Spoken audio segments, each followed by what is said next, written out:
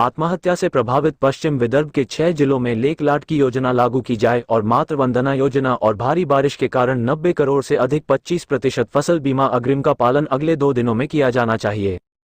बाढ़, चक्रवात, प्राकृतिक आपदा और किसानों के लिए 164 करोड़ रुपए तुरंत जमा किए जाएं और दिवाली से पहले की खुशियों का सीधा प्रावधान किया जाए।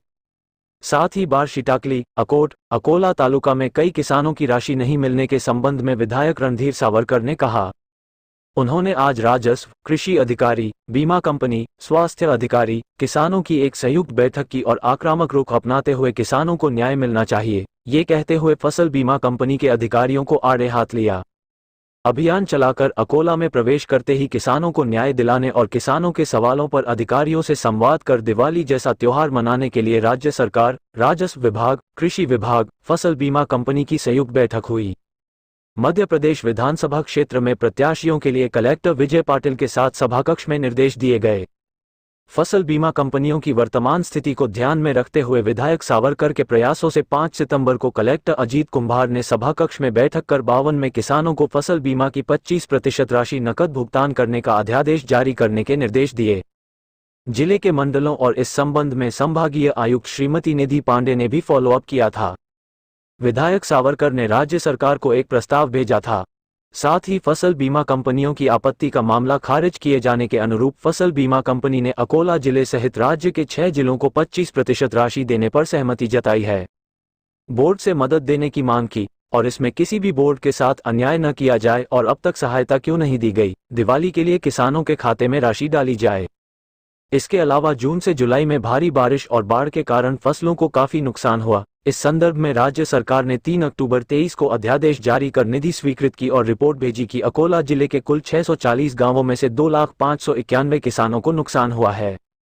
इस संबंध में किसानों को 164 करोड़ रुपए स्वीकृत किए गए हैं। विधायक सावरकर ने कृषि और राजस्व अधिकारियों से बातचीत की और मांग की कि भूमि कटान और फसल क्षति के मुआवजे के संबंध में धन उपलब्ध कराया जाए।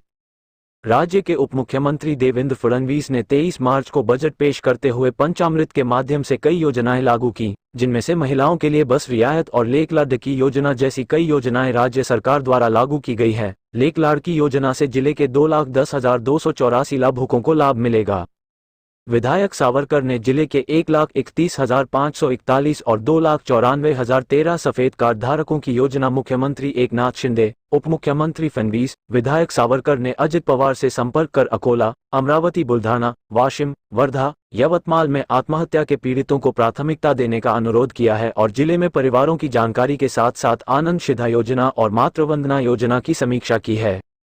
मीटिंग में साथ ही सिरसोली, बालापुर, बाढ़-शिटाकली, चांदुर, पातुर में किसानों की समस्याओं के संबंध में कृषि अधिकारियों और फसल बीमा कंपनी से जवाब देने को कहा गया और अगले 8 दिनों में मांग पर अमल करने का निर्देश दिया गया।